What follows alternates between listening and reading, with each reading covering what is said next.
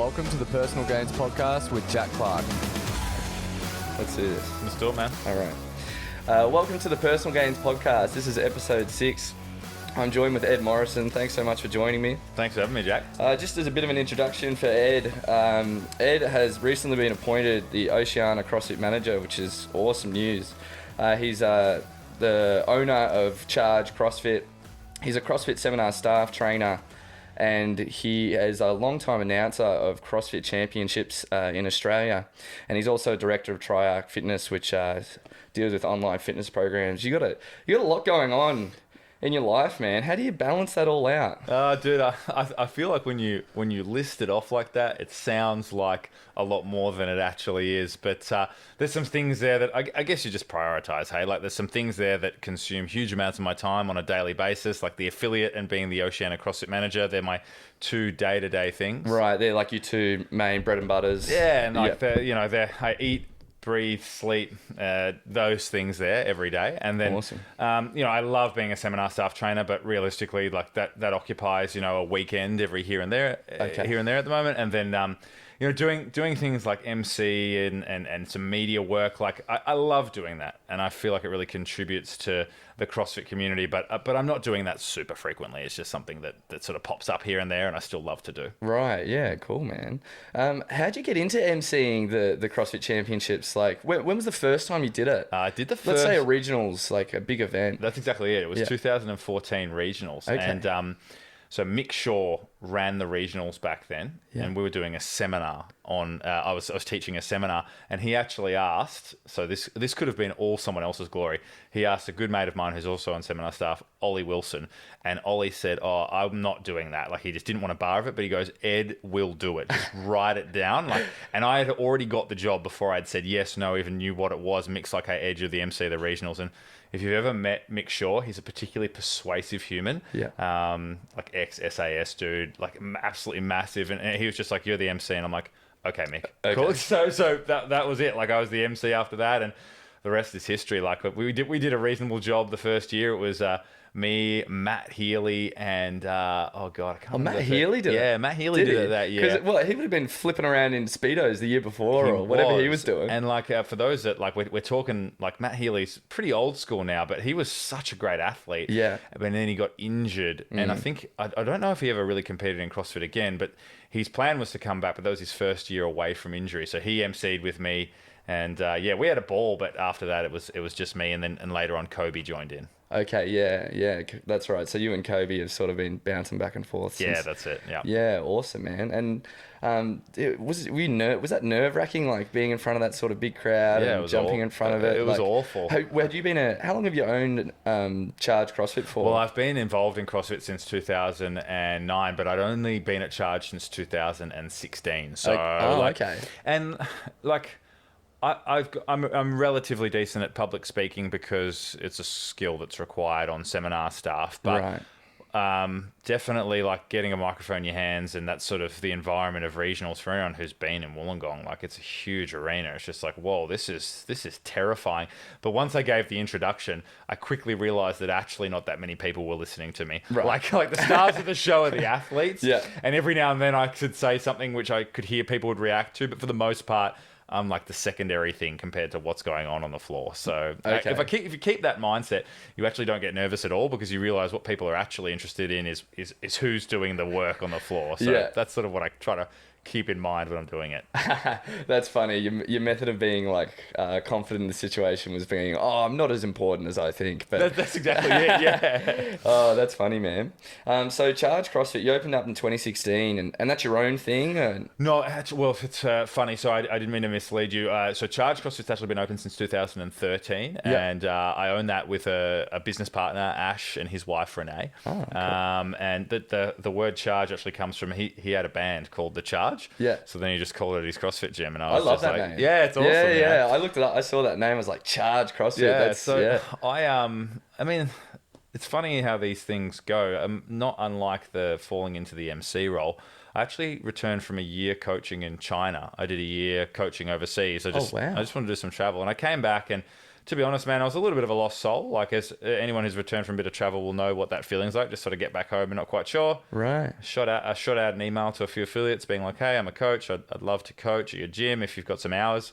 Ash got back to me, and then it just sort of went from there. And I sort of became super invested in the place. Love the people, and just love the culture there. And it goes without saying that I love CrossFit. So then I made the call to sort of like, hey, I asked if I could, own a share of the gym. So now we're business partners. So that's really cool. Yeah, man, that's how it went down. But it could have gone any other way. I just shot out a bunch of emails to different gyms, and Ash happened to get back to me first. So yeah, the rest is history. Yeah, and you live nearby the gym, and I didn't at the time, but I do now. I live like 100 meters away. That's a massive exaggeration. I live about a K away. Yeah, like I live close. Yeah. Yeah. So yeah, awesome, man. And in your opinion, like, what's your favorite fitness program? You believe in CrossFit?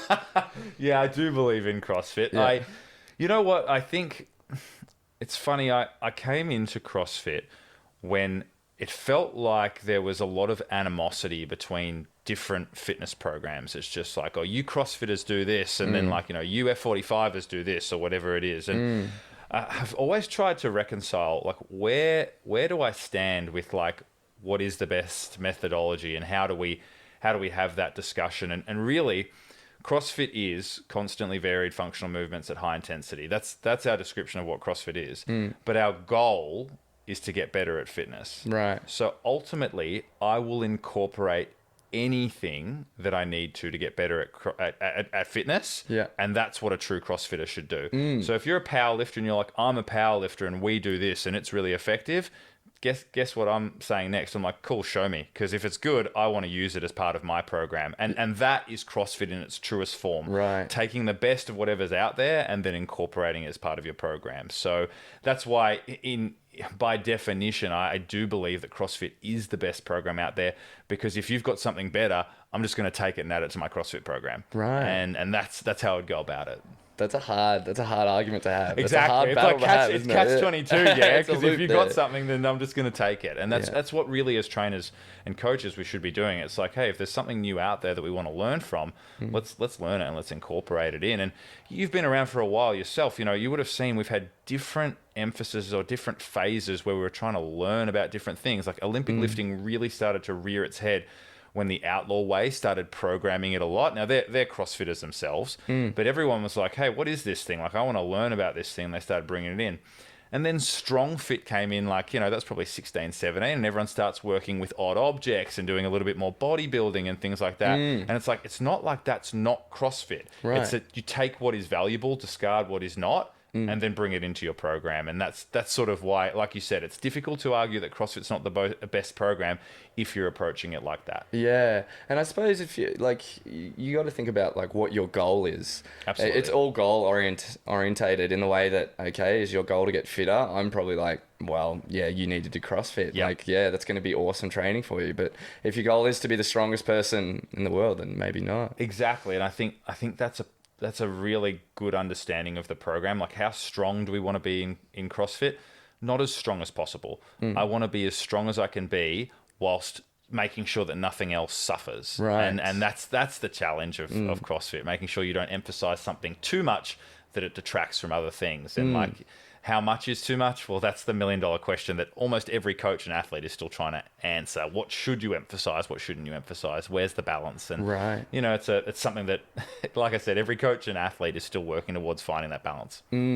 Yeah, balance. But that's I mean, part of why I love CrossFit is it's such a good metaphor for life in the way that, like, let's look at where you're lacking and where you, like, where are you weak?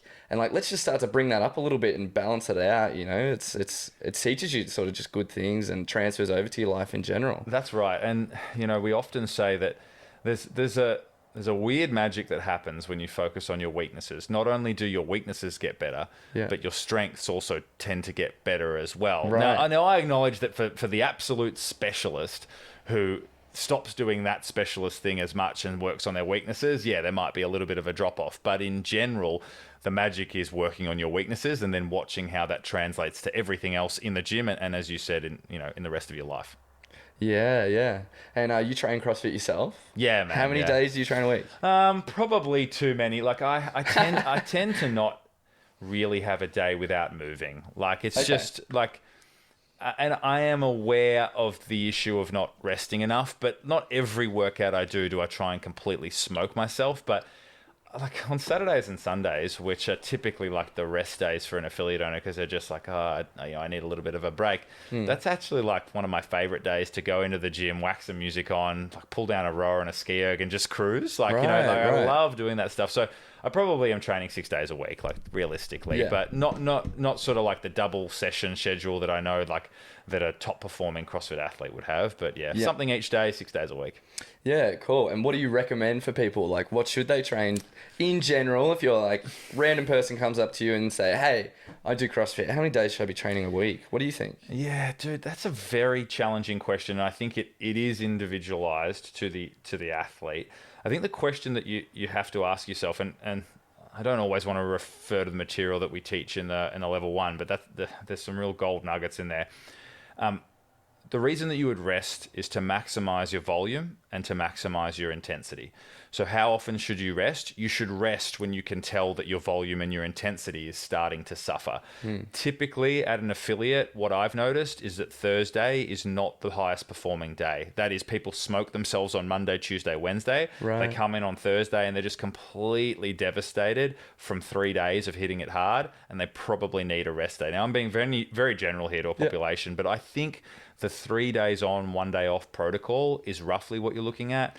That doesn't really work for a 7-day week. So I think most people should aim for like, hell, I encourage people if you can come every day, but I reckon 4 to 5 times a week is really optimal for high intensity and high volume. Yeah. And then what about the intensity people are bringing to the session? So, like, for example, we have a day on Wednesday where today we do a bit of abs at the start of the session. We warm up a bit of abs, and then we finish off with like some conditioning cardio. We're on the machines, and like you do on your Sunday. Love it. And we tell people today is the day. If you want to rest, take it off today.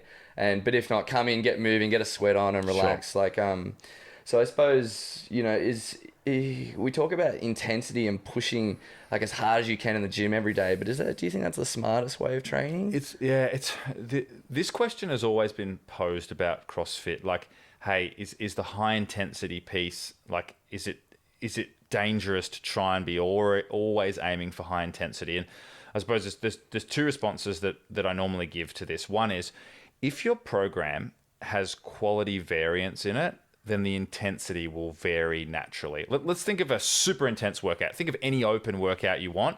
You couldn't do open workouts every day of the week because there's not enough variance in them.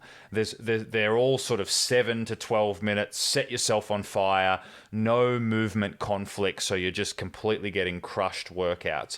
But then if you do a 30-minute AMRAP of ski erg, row, run, the intensity of that is naturally lower. Now, I'm not saying it's easy, but by definition, because of the time domain and because of the movements, the intensity of that thing is going to be lower. So with good variance of movement and programming comes nice natural variation of intensity. And your workout today is a good example of that.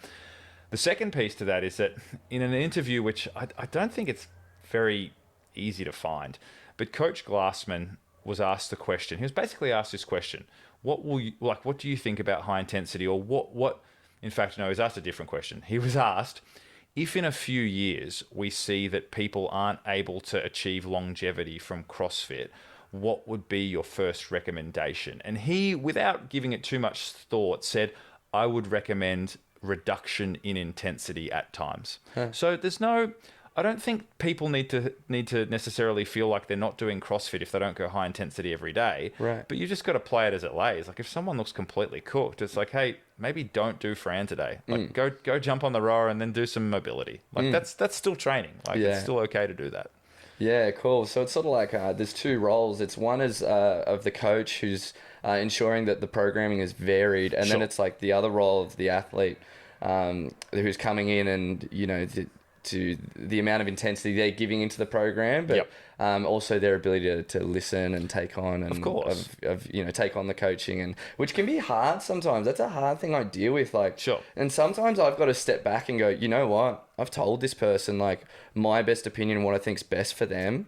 And like, I've just got to let this person learn. It won't be something dangerous. It might just be like something today. They're ripping the road. Like they're going, and I know they've trained for the past 2 weeks every day going hard. And I'm like, hey, be kind to yourself today. Just relax into it. How do you sort of approach those situations and navigate your way through? That is a difficult one. I think the stubborn athlete. The stubborn athlete. Look, Yeah. I think once you've had enough experience, you sort of can see what's going to take place. And provided, like you said, that you feel you're not being negligent and putting them in actual danger, you just sort of realize, hey, the only way that you're going to learn this lesson is if I just let you learn it yourself. Trial by fire. Exactly. I can tell you what's going to happen, but you're not going to believe me until it happens. So like the classic example is like when somebody asks me what weight should I use for a workout, and I'm like, I think you should use this weight, and they're like, I think I'll be all right if I use this heavier weight, and I'm like, look, I could tell you that like you shouldn't use it, but it sounds like you've already decided that you want to. Provided I think that it's not unsafe for you to do that, I'm just going to let you go at this, and like halfway through you'll probably look up at me and be like, oh damn, you were right. And like that's a more powerful lesson than me telling That's you. one that sticks. Yeah, than not letting you do it. But you can definitely let it go too far. Like I don't let athletes have absolute autonomy, and it's a delicate balance. And this speaks to a broader issue about like how do you manage things like this in the gym.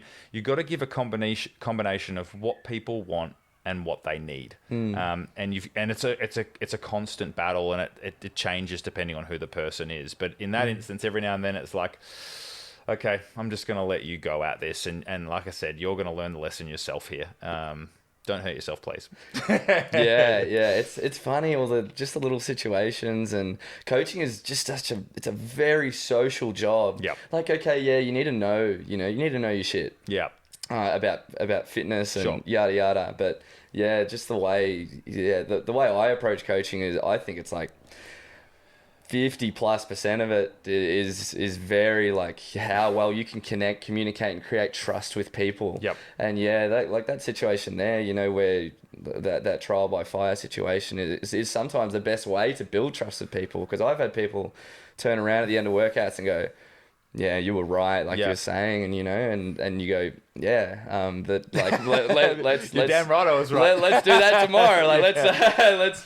But then you have the ability to be able to push them like further, and that's good fun. Look, that's the light and shade of coaching, isn't it? Like when do you be the sort of hard-ass coach that allows people to go through an experience like that, and then making sure that you can flip to the other mode when necessary, or with other people, depending on who you're coaching, and make sure that they get the experience they need. I don't know if I fully agree with this statement, but I had a really good mentor once put to me that we don't actually coach CrossFit, we coach people. Right. So that's what you're doing. You're coaching people, and the CrossFit is what you're teaching them, but it's them that you're coaching. And if you sort of take that approach and you realize that it's a human being in front of you, you begin to understand that, yes, our job is very much about personal relationships, and CrossFit is really just the vehicle by which that stuff takes place. Yeah, very true. And something I sort of tell people is like when you're having a conversation and sort of guiding people into something, and you can come off like a coaches can come off as a bit of a dictator sometimes, telling people what to do. Is like, sure. I'm not telling you what to do. I'm just reminding you of what you want to do. Yeah. And I'm like, you want to do this, right? I'm like, yeah. That's an interesting one. Yeah. Like a lot of the time it comes back to, you mentioned this at the start of our episode, like it comes back to what people's goals are. And like every now and then you need to remind people, it's like, hey, why are you doing this? Like, what do you actually want from this in the short, medium and long term? Okay. Based on what you've just told me, based on those goals, do you think this is the right decision? Yeah. And perhaps maybe it satisfies a short-term goal and doesn't satisfy a long-term goal. And that's when you've got to reconcile, okay, which one is the priority right now? And at different times, the different goals will be the priority. For sure. Yeah. Now, programming at Charge CrossFit, what do you guys do for programming? Oh, I'd say we do. I often use this you term. write? Do you write? We You write. write? Yeah, Yeah. we write our own programming. As a team, you and Ash and Ash and his wife and his Renee. wife, Renee. Well, normally what we do, this is just the structure that we found best. I mean, I know everyone will do what works for them, and they should. Normally, one of us is writing the program, and they do. I'd say a bit more than a skeleton, but let's call it like the outlines of the program, and then we'll meet together and be like, right, let's fill in the blanks here. Let's see if there's any major contradictions. Oh, holy God, we've got thrusters on Friday and thrusters on Saturday. How did that happen? Like, I've done that multiple times. Like, just like this gross, glaring mistake. Two sets of eyes, but normally one is the lead. And we'll often try to change that up probably, I'd say every 3 or 4 months. Because I sort of feel like you need a little bit of time to find your groove. And I always enjoy, people will laugh at how sort of like CrossFit frother this will sound, but I often enjoy sort of telling stories through programming and sort of prepping people for different experiences throughout the week. So like, you know, if we've got Fran coming up, then perhaps I'll do like some sort of series over the weeks of squatting and pulling movements in combination, and they can sort of be like, is Fran coming? And I'm like, I don't know. And it's like, Fran is coming, you know? So you're a showman. Yeah, like I enjoy giving them that experience, and I think it's good programming to make sure that you know, okay, what is the aim of this little block that we're doing right now? So we tend to switch it over every sort of 3 or 4 months. Yeah, very cool. Something I was just discussing with one of our coaches, Beck, this morning is just how you can translate the programming you actually do, and then sort of like the social side of like letting people know what's coming up and maybe what goals they should have. Like how do you got like sort of mix between those two things and letting people know what's coming up. We were talking like organization is a massive thing. Like you need to be ahead. Yes. So then you know what's coming, and then you know you're not chasing your tail and you're like, oh, by the way, guys, this is what you should focus on in the class. It's like maybe a week before or on the Sunday there was a Facebook post made.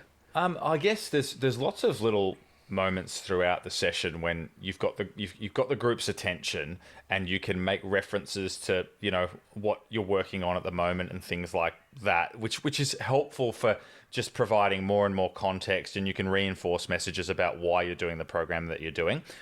What we do is we tend to, every 6 weeks, we do a little bit of a video update that goes in the Facebook members group. Oh, cool. Dissimilar, and we tend to talk about what we've seen in the previous 6 weeks, and therefore that's guiding what we're doing in the next 6 weeks. So we might say, hey guys, we noticed in a few workouts that people were really struggling with one-legged, you know, exercises. So we're going to have a bit of a focus right now on building strength through lunges and pistols. You're going to see a lot more of them coming up.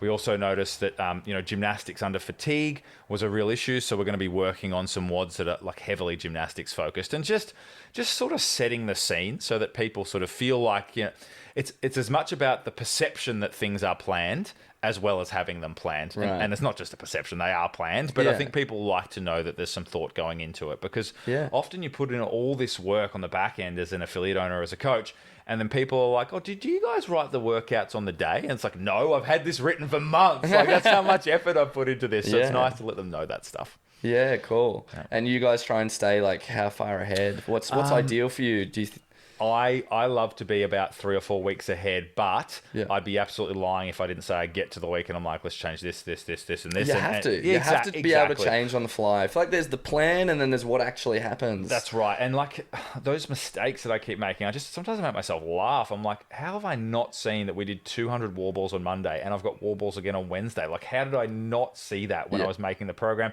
I have to change this. And you've got to react to what's in front of you. And that's really what... And I know that I'm flying the CrossFit flag a lot here, but that's the care and effort that goes into being a coach and affiliate owner at a CrossFit gym, is that they're reacting constantly to what they see in front of them. Right. Not just like, hey, push your knees out, but also, right, you're sore, you're weak here, so I'm going to now do this. And that's what really adds to the program.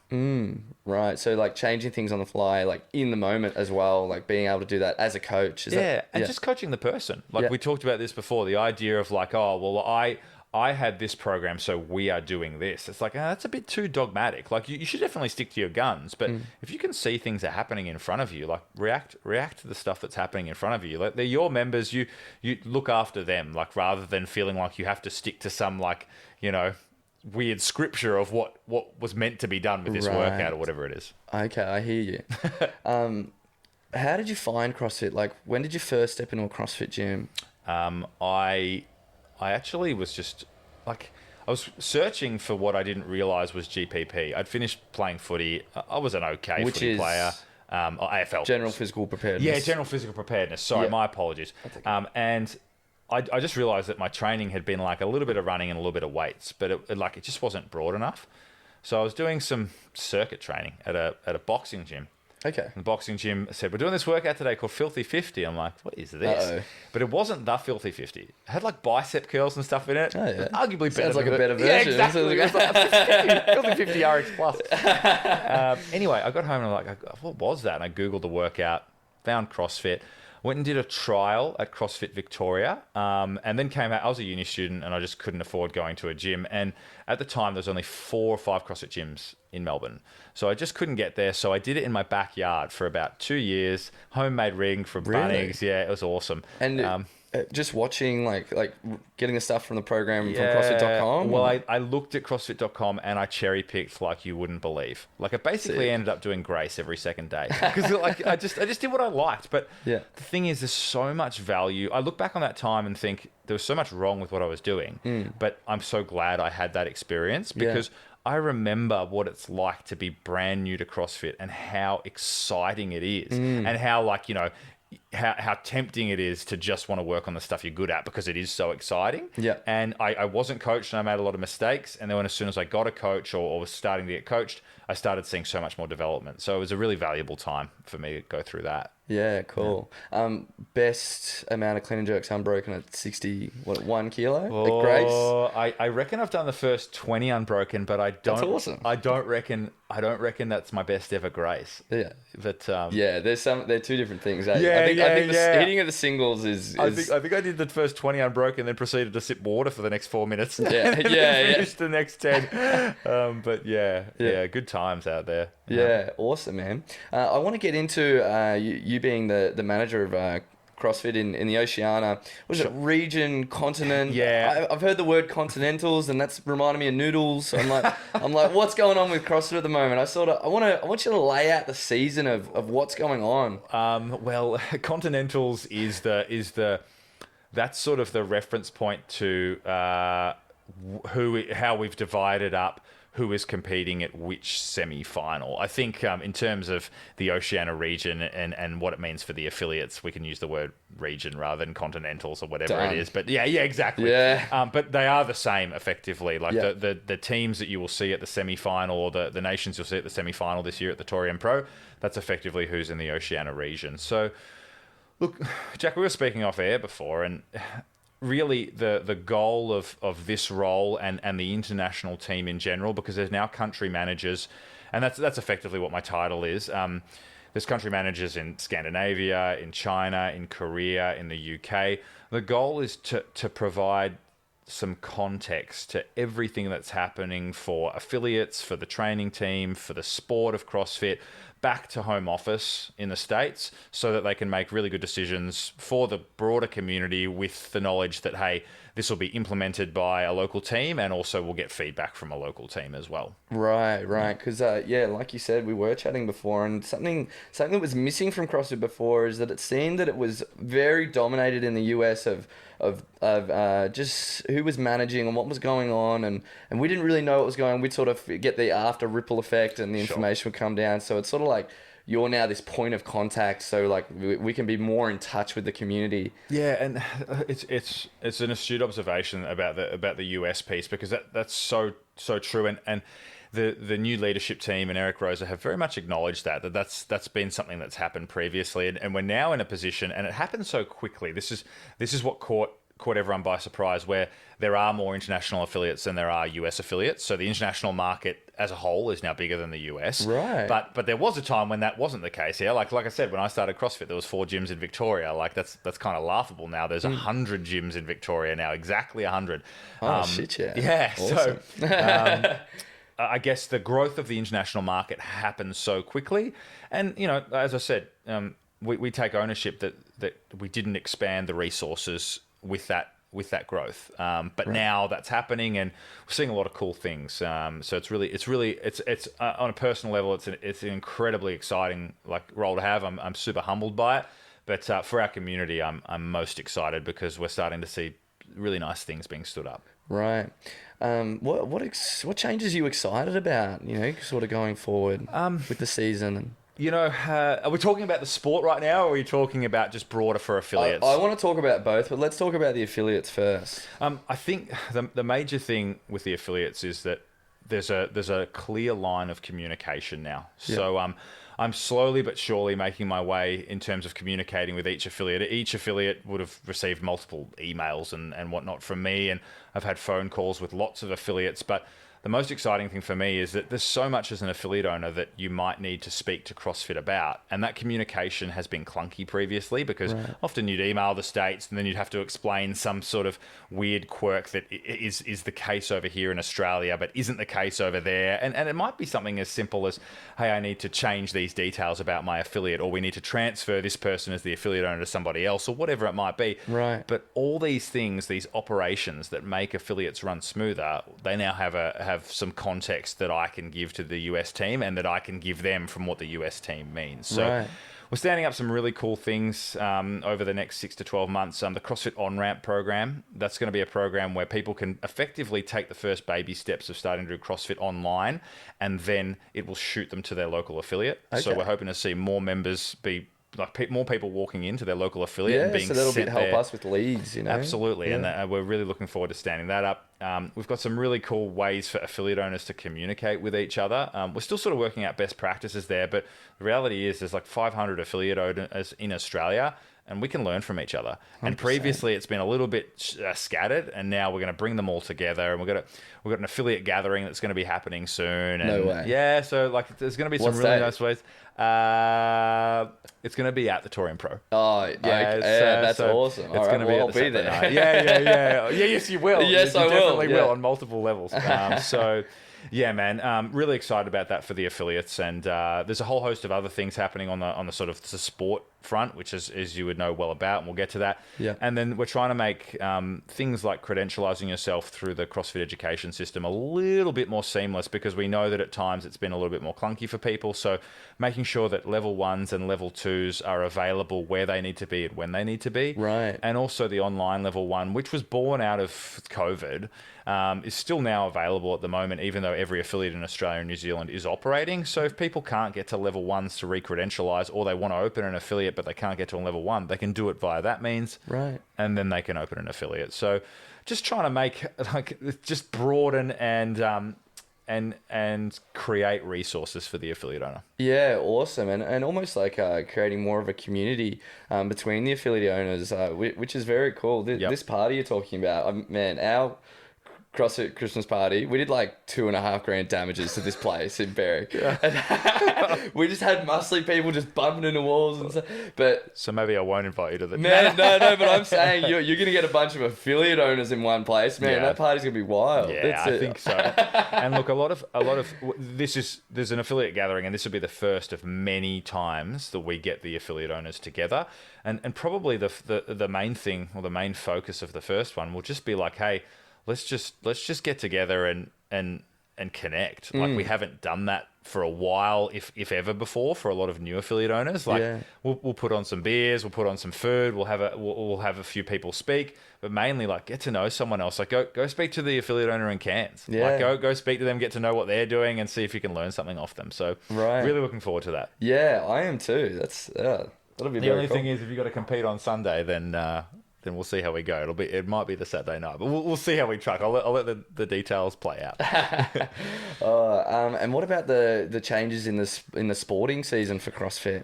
Yeah, look, I'll be honest. The games team has done so much incredible legwork on that, and it would be remiss of me to pretend that I've been super involved in that. I've been across some of the changes that have happened, but I think ultimately what we're trying to see right now is a combination of the best of the old system combined with what was the best of the new system.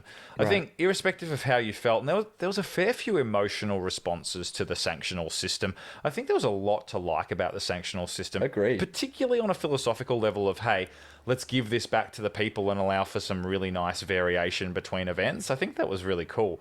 So the best of the sanctionals with the best of the regional system combined.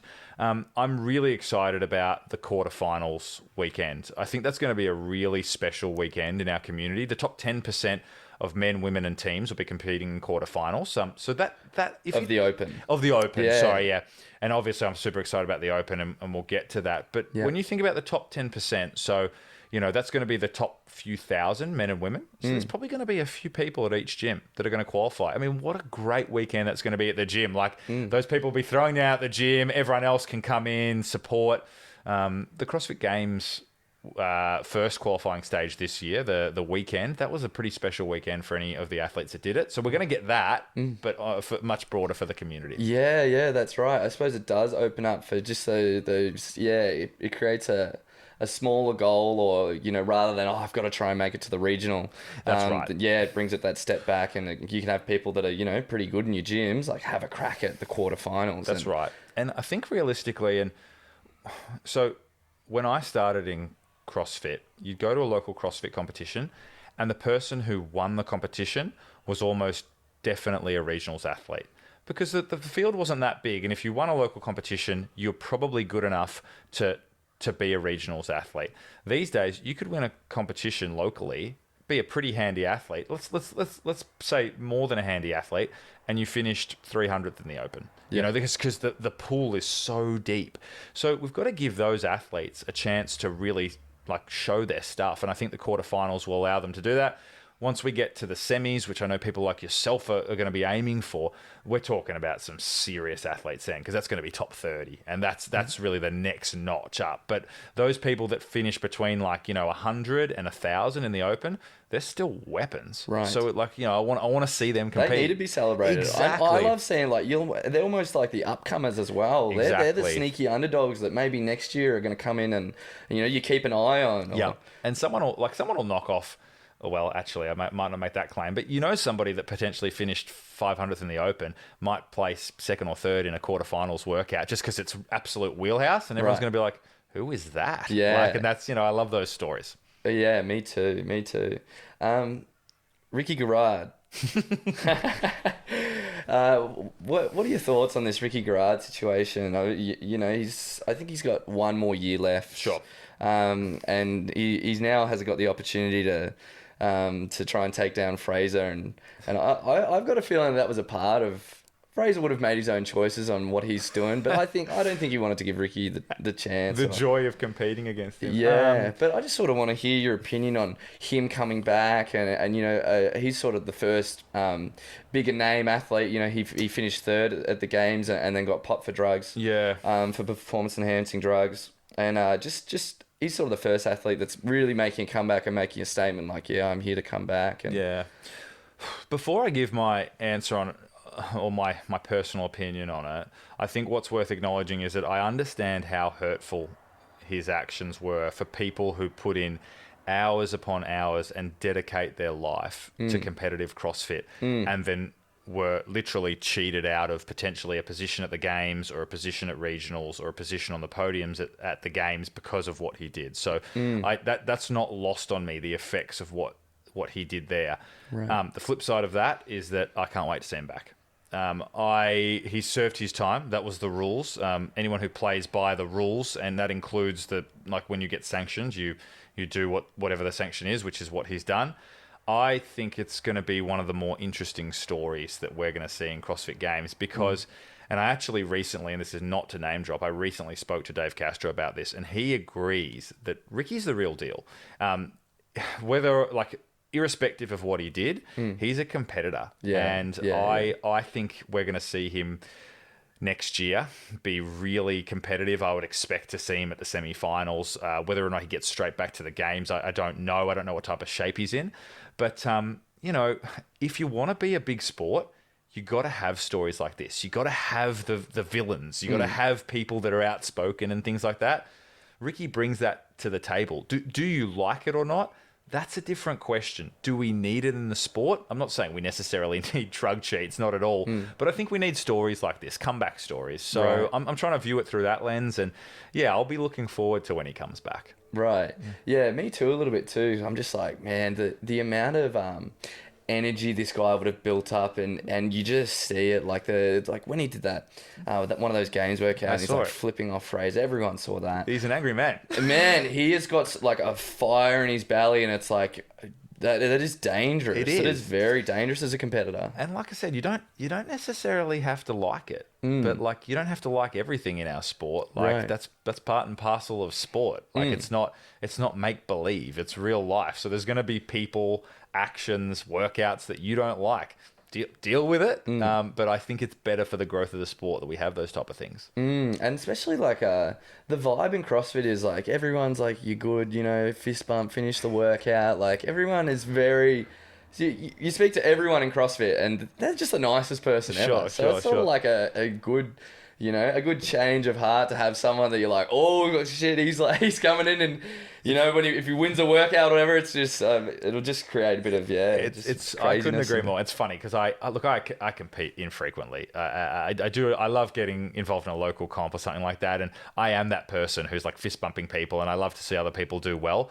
But I totally love that character as well. Like my background of sporting love is AFL, and there's nothing better than a bit of a biff. Like, and two teams that genuinely hate each other going at each other. I'm not saying I want to see a fight on the semi-finals floor. That would be nice. But like, how exciting would it be, right, if we got down to the last event of a semi, there's one spot on the line for the games, and it was between Ricky and somebody else who we know was outspoken against him. It's like, I want to watch that go down. Like, can you imagine how exciting that would be? It'd be nuts. Yeah. So, stories like that, perhaps it won't play out like that. Perhaps he'll just come back and it won't be a big deal. But I think it's going to be a pretty big deal. Yeah, for sure. It will be exciting, nevertheless. Yep. So is there just one spot from the Torian Pro? No. Sorry, I was coming up How with many the spots most. are there? I believe there's going to be 3, so it'll be Three. top 3 going. Yep. Okay, cool. Yeah. All right, awesome. Just Yeah. my athlete brain's calibrating. Yeah, up. yeah, I'm like, yeah. all Well, right, cool. The system itself has got not some complexities to it, but there's different spots available at different continentals or different semi-finals, I should say, based on the athlete pool and things like that. So not all of them have the same amount of spots, and that makes sense. So for example, the African region, I'm not exactly sure how many spots it has, but it doesn't have 3 spots. And that's because the quality of athlete there and the amount and volume of athlete isn't the same as a region like ours. And that's not to dismiss them. It's just a reality of the numbers. Yeah, it's just factual. Yeah, exactly. Yeah. So just before we leave this topic, could you just lay out the exact season of how someone makes it to the games from the start to the finish? Sure. Okay, so we've got the 3 weeks of the Open that starts from around March 11th. That's the first phase. From the 3 weeks of the Open, you'd have to do the RX versions of the Open. You couldn't do the at-home version. You'd come in the top 10% of our region. That actual number is yet to be decided because it depends how many people register after 21.1 or before the end of 21.1. Right, but if it's 10,000, 1,000 get through. Correct. And typically we have more than 10,000. We have more like 22, 23,000, something Right. like that. So it's going to be a pretty big number. Then you do the quarterfinals weekend. That's 4 workouts, I believe. It might be more or less. I'm not too sure, actually. I sort of take that back. But it's a series of workouts, much like the online age group qualifiers that have been done before for masters and teens. Right. And you would report those scores in. And then from there, the top 30 in the Oceania region will go to the Torian Pro. Yeah. And of those top 30, there'll be 3 men and 3 women from the Torian Pro that'll get a spot at the games. Now, that's going to happen in each of the regions. There is this thing called a last chance qualifier. And basically, that's going to be, I don't fully understand the qualification. Oh, sorry, not understand. I wouldn't want to say anything that's untrue. Yep. It's effectively for the person that finishes 4th at a semi-final, but we all know was super close to a game spot, and potentially had they been at another semi, they would have got in. Chandler Smith is the sort of example that was given this year. He finished 6th in the first qualifying stage of the CrossFit Games weekend by like that much. And it's like, man, that'd be really hard to watch somebody miss out by that much at a semi and know that if they were at a different semi, they would have won and gone to the games. So Roger. I think that's just like a separate path that can be taken.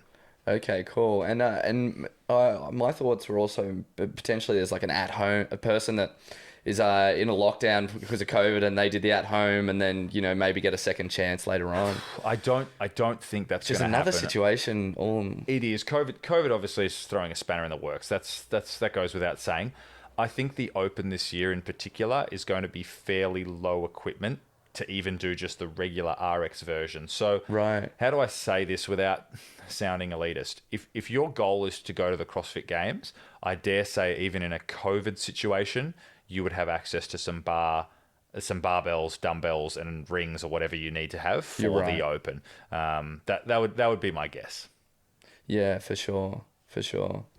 So how do you think COVID is going to affect the competitive CrossFit season this year? What changes are going to happen? Like there's be some athletes that got to train. There'll be some athletes that just flattened out because of motivation, just left. There'll be some that maybe trained harder because they just set up at home. Or I think so. I think realistically, most top athletes who had their eye on going to the CrossFit Games or competing at the CrossFit Games were able to continue to train as they wanted to train with some inconveniences. I don't want to be too presumptuous there, but I reckon most of them would have seen what was happening and made adjustments to at-home setups or made sure that they had access to the equipment they need to be competitive at a games level. And if you weren't ready for that, unfortunately, you'll bear the brunt of that, throughout this season. I think we're probably going to see the gap between those best athletes and perhaps the 500th spot be a little bit more profound than usual. But maybe I'm wrong. I'm definitely just. These are just passing thoughts that perhaps those people that didn't have access to equipment will fall slightly further behind those top people that have the sort of setup you need at home if you want to compete at the CrossFit Games. But in terms of the events and things like that, I mean, the reality is this: we need to acknowledge that we're trying to run semi-finals in the first part of this year, in the first half this year. COVID right now throughout the UK and the US is rampant, and I do know. I do assume that the selection of the semi-final locations did take into consideration the current COVID status, if you will. I don't see COVID causing an issue to our semi-final, but it could cause an issue to other semi-finals. They might end up having to do it without crowds. They might have to go online if something bad happens around the time of the event. The games itself is later in the year, so there's a lot of things to play out, but obviously we hope that we could run the games as full if things go well. Yeah, it is a little bit of an anything could happen situation. And yeah, and I got massive amounts of admiration for the people who are trying to navigate this. And last year they did a pretty phenomenal job. There was a video that was released, and it was from Dave Castro again, and he just sort of said, like, we were just interested in doing whatever we could. Is it going to be the same CrossFit Games as 2019? He was talking about the 2020 Games at this point in time. The answer was no, but that's not a reason to give up completely. And I would urge everybody to take the same approach with the season, with their training. Is it necessarily going to be exactly the same CrossFit Open as you had in 2018 or whatever it is? It might not be if we have to go into lockdowns, but that doesn't mean that you shouldn't do it at all. That's not a reason to just give up completely. But we're going to have to work through some challenges, no doubt about it. Yeah, for sure. What do you love most about CrossFit? What keeps you coming back, Ed?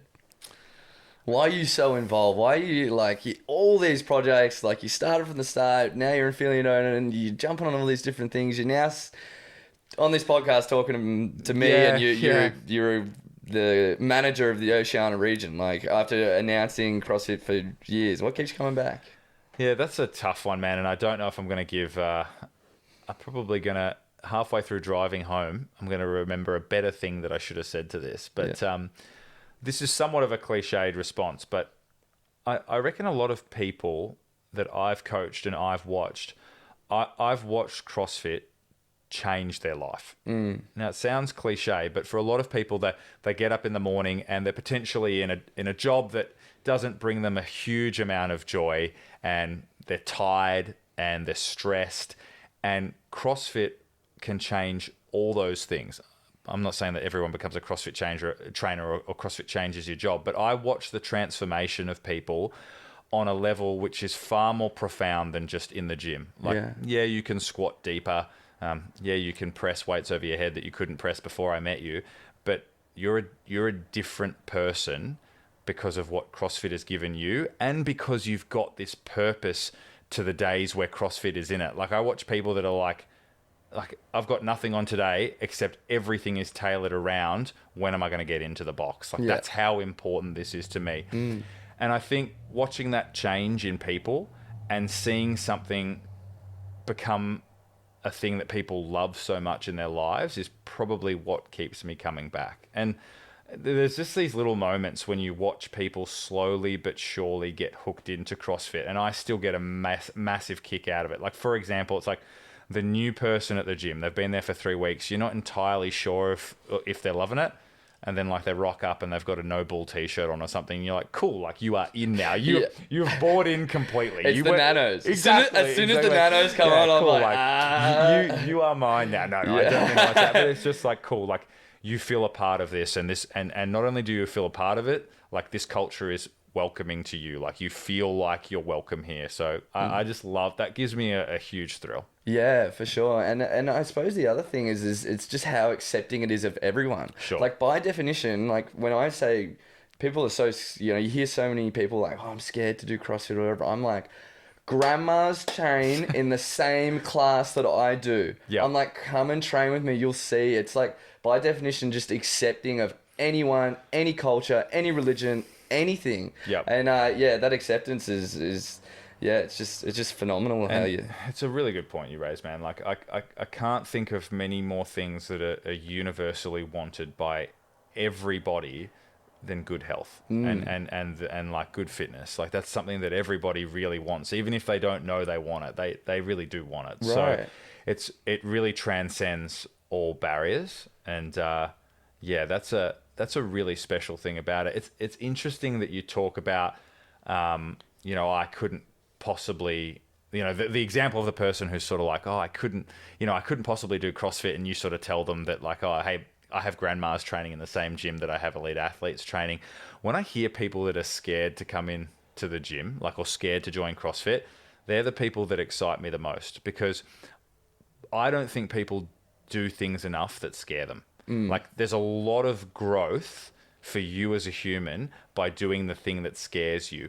But often it's really hard to find those things. Like, where would you go to find something that's really scary for you? But if the idea of taking up an exercise program is scary, and you go do CrossFit, you will watch a transformation of yourself like you couldn't have imagined. I think that's pretty special. That's where the transformation happens, eh? Like, scary things can sort of like pull you towards them, because if it's something you're afraid of, it's like a thought that sticks with you, and you get reminded of it, in your everyday life, and that's where you can really like create some transcendence in your life. Exactly. And I think you start becoming maybe not addicted to it, but you start realizing, oh, this fear or this little bit of doubt, like, that actually isn't a bad thing. That actually means I'm pushing myself right now. So you start to be okay with the doubt that can creep in entrepreneurial adventures, in, exploring new relationships, because that if it wasn't worthwhile, it wouldn't have that doubt, Right. You've got to, you can map over that experience of like, hey, this is a little bit scary, but I'm going to do it anyway. Like, that's not a bad experience to have in the CrossFit gym, because it teaches you a lot. Yeah, for sure. And like you said, it's transferable to life, For sure. like push into those scarier things, those scary situations, like, or the job interview you want to go That's for. exactly or, right. Whatever it might be that's intimidating you. I mean, you're a competitor, so I can only imagine that, at least when you first started competing, that you had these moments like where you got on the competition floor, they call your heat, you're standing there, and you're about to do this, and it's like, I'm scared. Like, it's a scary feeling, yeah, dude. But you're addicted to it. Like, that's you dedicate your life to competing, even though you still get those feelings. I don't want to make too many assumptions. Is that a fair call? You're right. And it's like, where it comes from is, it's like, I want to be in control of that, because when I start to get scared, I'm losing control. Yep. And I'm like getting disconnected from the situation, and I'm like, oh, what am I feeling this? I can't control these feelings I have, and it's overriding me, and I don't like it, you know? And I need to figure this out, and I want to keep doing this until I do. Dude, I have those feelings in a CrossFit class. Like, I have that feeling in my own gym doing the workout of the day. Like a 5-rounder, I start the 3rd round, I'm like, how do I get out of this situation? Yeah. What have I done here? What have I done to myself? And then, hold on, you're going to get through this. Like, you're going to be okay. And just like, it's such a rewarding feeling to put yourself through that and to feel the growth from that. Yeah, and even just the constant reaffirmation of doing the scary thing and telling yourself, no, you got this. That's no, right. I've got this. No, I've got this. And then once that is like ingrained and built in, it's like, yeah, like you said, I think that's where the change happens in people. And you said, like you said, that can be almost your favorite person that comes in that's a bit scared, because maybe that's where you see the most growth in them. And you go, That's right. man, look how confident this person is after 6 months or 12 months or however long it might be. It's taken us a while, but I think now I've articulated the thing that I like about CrossFit most. And that is like the growth that it provides because of those constant moments of fear that I see people overcome. Like whether it be the pull up or the attempting to beat the PB Fran time, whatever it is, those moments there are the most special to me. Yeah, for sure. Yeah. And even being surrounded by it, like my mum, I went into my first CrossFit class with my mum, and we've done CrossFit like together the whole way through. Like she comes to the gym. And Wow. Yeah, she's still ripping. She's recently lost 10 kilos and Good on it. yeah, she's murdering it. And man, it is her favorite part of the day. Yeah, that's and she'll awesome. come to like the 4 p.m. class, and I'll coach her. And then, okay, see you later. I'll finish the night classes. And Sure. I get home. She's made dinner and she's just sitting there waiting. Like, What, to dissect and the I'm workout? like, I'm like, here we go. I walk in, and Mum is just ready to have a chat about the WOD that day. And like that's... And I'm like, I've had this chat 1,000 That's times right. already today, but lay it on me, Mum. I love that. And, you know, as an affiliate owner, it can be exhausting at times, but how good is it that she has something that is that meaningful as opposed to not? Like, you wouldn't trade it for the world to provide that meaning to people, and that's the joy of being an affiliate owner. Yeah, you're right. It's so empowering, and just someone that's so close to me to be so close to see the growth that she gets, and Sure. and like to know that when people lose 10 kilos in the gym, like they don't just lose 10 kilos, look better, feel better, and the selfies on Instagram get better, but it's like I see firsthand of like the tears Sure. and the struggles that it takes and the ins and out and how hard it is for, you know, this person and Yep. and how much it means to them and how tied into their self-worth it is. Yep. And just how like liberating for Mum like CrossFit has been. Yep. And yeah, it's just amazing. I just step back sometimes. I'm just like, yeah. And like I talked about before, like really what we're doing is coaching people. Like it is functional movements and it is like eating good food. But at the end of the day, it's more powerful than just those things because it's a person that is experiencing this, and that's like I said, that's where the joy comes in. We're gonna wrap that up there. Thanks, Cool, Ed. man. Thanks for having me. Thank you so much for coming in. This is that went so quick. I just looked at the time. And it's like 20 past 1. And Dude, I could sit here all day. Like we said, I'll be here every Wednesday because we both got Wednesdays off. So oh well, mate, I'll get you in again soon for sure. my pleasure. Yeah. All right. Thanks so much, Ed. Thanks, Jack. Okay.